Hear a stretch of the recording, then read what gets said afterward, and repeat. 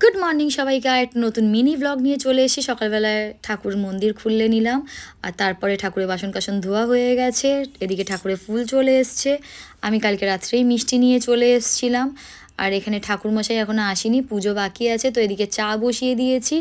আর কুমড়ো, পটল, আলু দিয়ে টমেটো দিয়ে একটা তরকারি করে নিচ্ছি, বেলের শরবত করে নিচ্ছি, পনিরটাকে ভিজিয়ে রেখে দিয়েছি, একটু গোবিন্দভোগ চাল ভিজিয়ে রেখে দিয়েছি, পোলাও করব, সবজি কেটে নিয়েছি, একটু ডালও ভিজিয়ে রেখে দিয়েছি, বড়া করব। তো এখানে তরকারিটা আমার হয়ে গেছে। আর যখন আটাটা মাখা হচ্ছিল পরোটা করার জন্য, তখন একটু মেথি দিয়ে দিয়েছিলাম।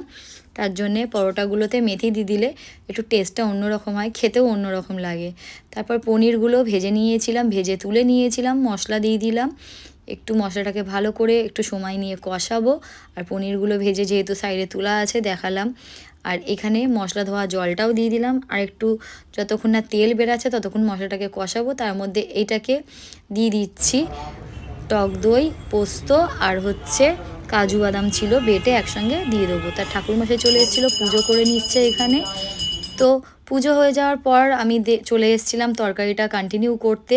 তো পানিরটা আমার অনেকটাই হয়ে গেছে, একটু ফ্রেশ ক্রিম আমি দিয়ে দিলাম, নামিয়ে দেবো। আর তার সঙ্গে একটুখানি কাসুরি মেথি দিয়ে দেবো। আজকে মঙ্গলবার নিরামিষ, তো একটু জুত করে না করলে ছেলেমেয়েও খেতে চায় না, কেন মঙ্গলবারে আলু পোস্ত ছেলেমেয়ে খায় না, অন্যান্য খাবার দাবারও খেতে চায় না।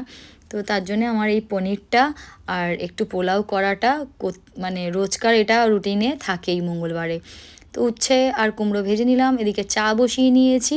আর ডালটা আমার বাটা হয়ে গেছে, বড়া ভাজবো, তো তেলও বসিয়ে দিয়েছি। আর পোলাওটাও আমি এখানে সঙ্গে সঙ্গে করে নিচ্ছি। তো অনেকগুলো বড়া একসঙ্গেই ভেজে নিচ্ছি আর এখানে তুলে নিচ্ছি। আজকে বড়ার তরকারি করব না, ভাবছি যে বড়াটাকে ভেজে ভাত দিয়েই খাওয়া হবে।